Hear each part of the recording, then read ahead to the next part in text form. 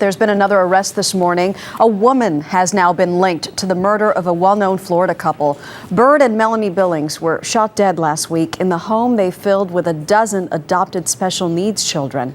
CBS News correspondent Terrell Brown is in Pensacola with the latest. Terrell, good morning. And Maggie, good morning to you. It is a case that continues to take several twists and turns.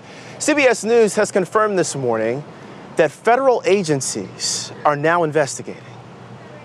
I have no knowledge of any DEA investigation involving the Billings murders. The sheriff disavowed knowledge, but the DEA confirmed they are working the case and have been from the start. Their interest, possible drugs and money laundering. They won't say who may have been involved. The complexity of this case is staggering.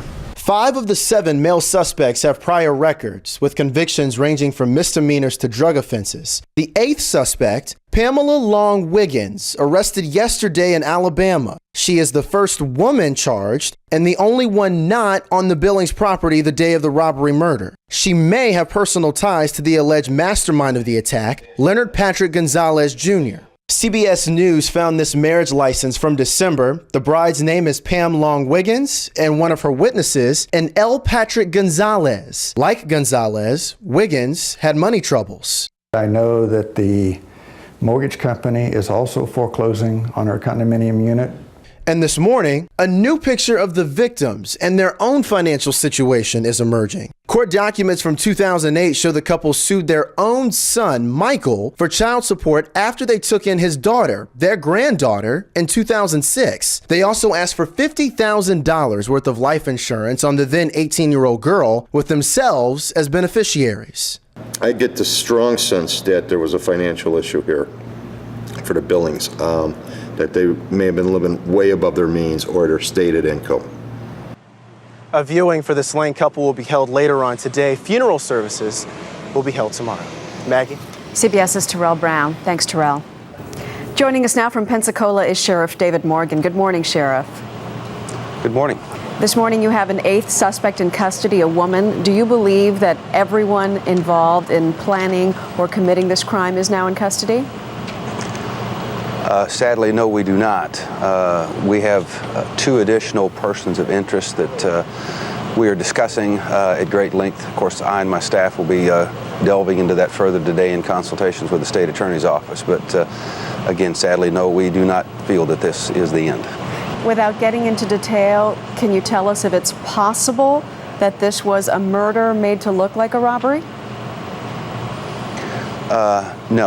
No, I can tell you definitively that robbery was a motive. It was one of the primary reasons for entering that home.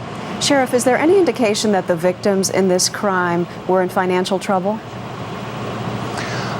As I stated yesterday, Maggie, we have not investigated the Billings family. The focus of this investigation was the murder of the Billings family and those individuals that, of course, are involved either centrally to this or on the periphery. So we're getting questions about the Billings family and their background, and we're not prepared to discuss that because, again, it was not the focus of our investigation. Will it become the focus of your investigation in light of what you've learned? I do not anticipate that. That only occurs in my line of work when we get people that complain, come down and file a formal complaint with us or with the state attorney's office. And then, of course, that's the first phase that initiates an investigation with law enforcement. And we've received no such complaints at this time. And finally, Sheriff, what can you tell us about the DEA's involvement in this investigation? Well, I believe that may have been a miscommunication or a misunderstanding. Again, I do not speak for federal agencies, and they don't speak for me, by the way. I would never discuss that if I had any knowledge of that, but I can state unequivocally that I have no knowledge of the Drug Enforcement Agency being involved with our case or involved in anything on the periphery of it. Again, that's their purview, not mine.